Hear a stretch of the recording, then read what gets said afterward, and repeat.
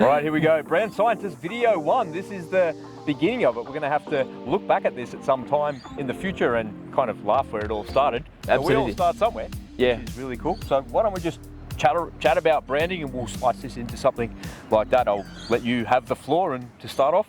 Well, first of all, Brand Scientist was created out of 35 years of experience with running in multiple agencies across the world, working on top brands. But I got to learn a valuable lesson many years ago, and I didn't realize how valuable it was till 20 years later. But basically it was all about the case of a gentleman, a client of mine, went and wanted to sell his business. And he did, for a lot of money. But he called me in on the sort of the last couple of months that he was there, and he asked me to do one more thing, and that was to just tweak his logo. He wanted to leave a legacy. So I did. I come up with a couple of suggestions. He loved them. And he said, right, send me your invoice, and I duly did. And I said, but you sold the business, how does this work? And he said, I've sold the business, I've sold the assets, I've sold the goodwill, I've sold the 20 odd years that I've been running this business, but I'm just gonna go back and sell them the badge. Like the logo? The logo. And that's exactly what he did. He went and sold the badge for 30% of the value of the business. And to this day, and it's still a client of mine overseas, they are still trading with the same logo, the same outfit, the same run, the same everything, in the sense of the value that was created and the value that was bought and the value that they built is still maintaining such value that they can't change it. And that's when I got to realize that it's the prerogative of most business that you believe that large business are the only guys that are allowed to brand or have a budget to brand their business. And that's a fallacy. It is up to every single business owner out there to work on your brand daily, because nowadays we have digital tools where we can get to market faster, we can build consistency, and we can create measurables in place in order to understand what value is. So if you ever want to then get to a point that you want to amalgamate, you want to sell out, you want to merge with someone, you've got leverage in the sense of what your brand power is. So it is your job, really, at the end of the day, and I call it the number 2 job, is to make sure that you are building a brand that has value consistently from day one, rather than something you're going to come back to later. 9 out of 10, when people say I'll come back to it later, it's going to cost them 10 times more. And at the same time, it's a hard exercise because it confuses customers why the brand is changing now. And therefore you lose trust. So it's very good to just start with the end in mind and build on consistency. And that's how Brand Scientists all got started. It's not about the design. I often say it's partly art, but it's 100% science. It's the methodology that you apply to your strategy, to your business, that helps a brand become valuable.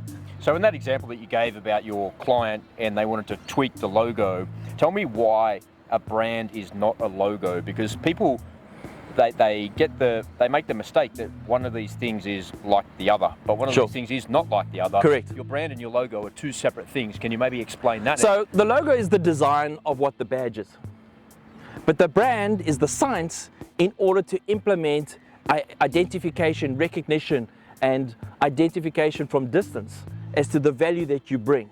If you bring in value, then people will recognize you for the value that you give them, and therefore it's done. So a simple test would be, if I had to hold a packet of chips from McDonald's, but I had to close the badge, and you would just see the chips and the packaging. I can visualize that in my mind's eye, the iconic red and the shape of that. With a little bit of outline of the yellow, with the chipstick here, you'll know exactly that's McDonald's, and yet I've covered up the badge. Yeah. I could do the same for a nice bottle of Guinness, and I can cover up there, and you'll know what Guinness is all about without me showing you what the brand is. That's the bottom secret of what a logo and a brand is all about. Logo is the badge. Brand is the science or the application that you apply to multiple platforms that is related to your business, that gets people to understand who you are, and what you are to them, with a view that they will wish to stay loyal because they are appreciative of the value that you give them. I had a conversation with someone just yesterday actually about colors and logos and design and whatnot, and we were talking about we were talking about Cadbury chocolate. So when you look at Cadbury chocolate, they've got a really distinct colour purple. Correct. So I gave that example that you were talking about. If you could show somebody a piece of something with and cover the logo up, would that person know what it was? And we're in the car, and I said, would you know if I put my hand over that logo, would you know what that was? And the logo was GT, not Grand Thom, but GT for Mustang. Yes. And she's like, no, because I'm not into cars or something like that. And I said, what about if I showed you a purple chocolate wrapper? And instantly she said, Cadbury. She knew immediately what that actually was. And it got me thinking that the colour was synonymous with the brand, and the colour was so much a part of the brand, even though it's not a logo, and I can visualise the white Cadbury, the running riding logo like that in my mind's eye, but when I see that colour, it is something that's really distinct and unique to them.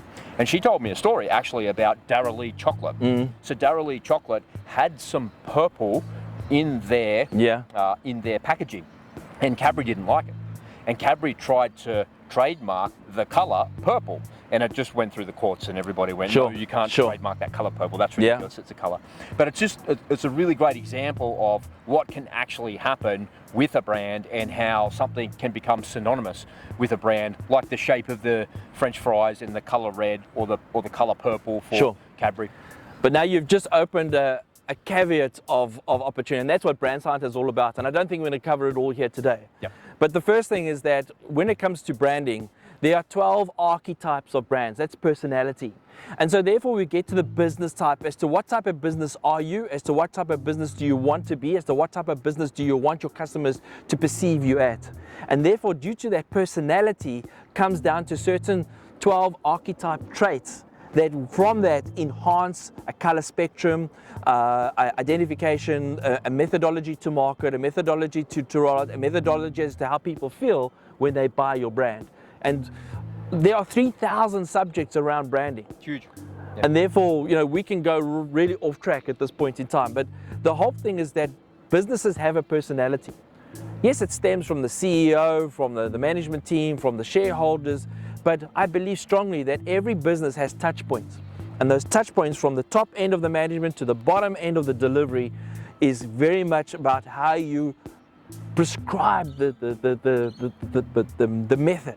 That becomes the personality, which ultimately is enhanced by the badge, that is identified by the badge, is recognized by the badge, that ultimately if you can put measurables in place, that's what you can sell over and above. I call it your fifth gear in a business sale.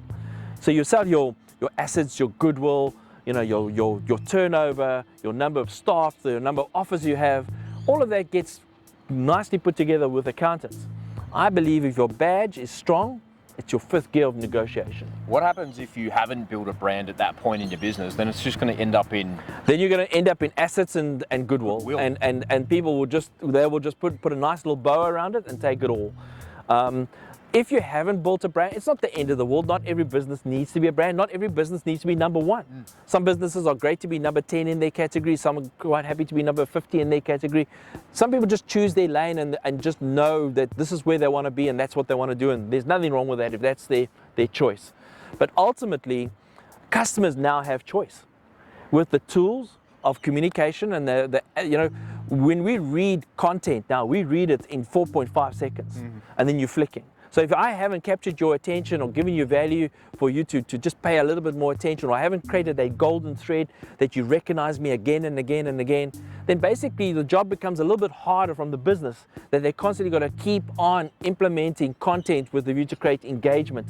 And if people are flicking them over, then they've actually got to go back and revisit where their value proposition sits or what the customer wants. I believe strongly that you give customers what they want, don't give them what you think they want, and that's a big secret in branding. There's the big differential there. Ladies and gentlemen, if you want to find out some more about this branding content, this information, what we're doing here at Brand Scientist, just head on over to brand-scientist.com and you can find out some more. You can do a little branding test there on the homepage, and of course we've got Einstein, the AI that we've built over there. All right, that pretty much wraps it up for this little episode. Any questions, just leave it down below in the comments and we'll get back to you. Thanks for watching. We'll see you in the next one. It's bye for now.